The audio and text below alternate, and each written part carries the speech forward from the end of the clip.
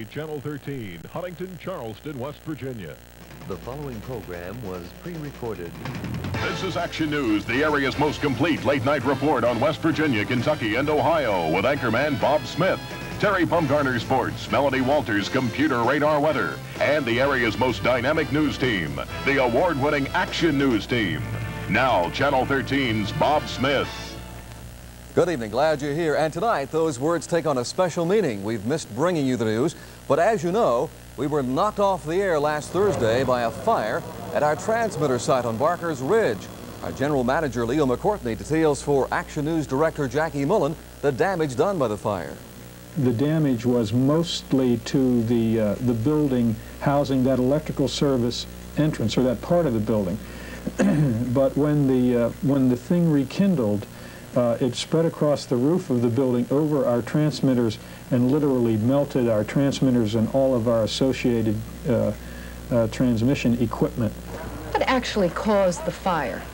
The fire originated in the main electrical service for the building, and the main electrical service entrance for the building, so that the fire was electrical in nature. Something in that complex broke down. Mr. McCourtney, why was there a chemical on the premises at all? What we have is a piece of equipment which is similar, I guess, one might say, to a transformer, and it needs a heat-exchanging liquid medium in it. And we had two cans which, from which we had poured liquid into the transformer-like piece of equipment.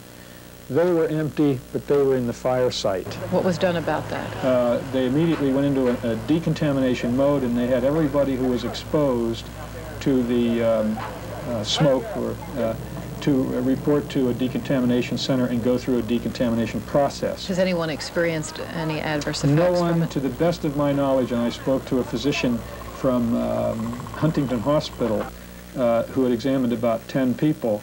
And I've also talked to some of the emergency medical technicians, and they tell me that no one had any symptoms. What can you say to all of our viewers who have called in and expressed concern? They've been very, very understanding, very, very sympathetic, and they've done everything they could to encourage us. We're back on the air now thanks to the arrival of a transmitter from RCA, and it's good to be back. Now, especially want to acknowledge the volunteers who man the fire companies of Milton, Ona, Culloden, and Burrisville, who not once, but twice responded to our need.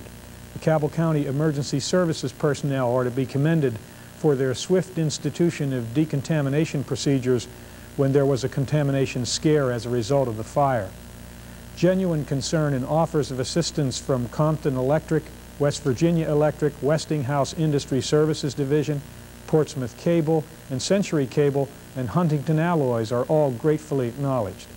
We appreciate also the offers of assistance from radio stations WIRO, WKEE, and WWHY, and from WTSF-TV, WVAH-TV, WPBY-TV, WCHS-TV, and WSAZ-TV. I want to acknowledge the selfless efforts of our WOWK-TV employees this past weekend, many of whom worked long hours under severely uncomfortable conditions to get us back on the air in so timely a fashion. Again, to our viewers, our clients, our suppliers, and our fellow broadcasters, our sincerest appreciation.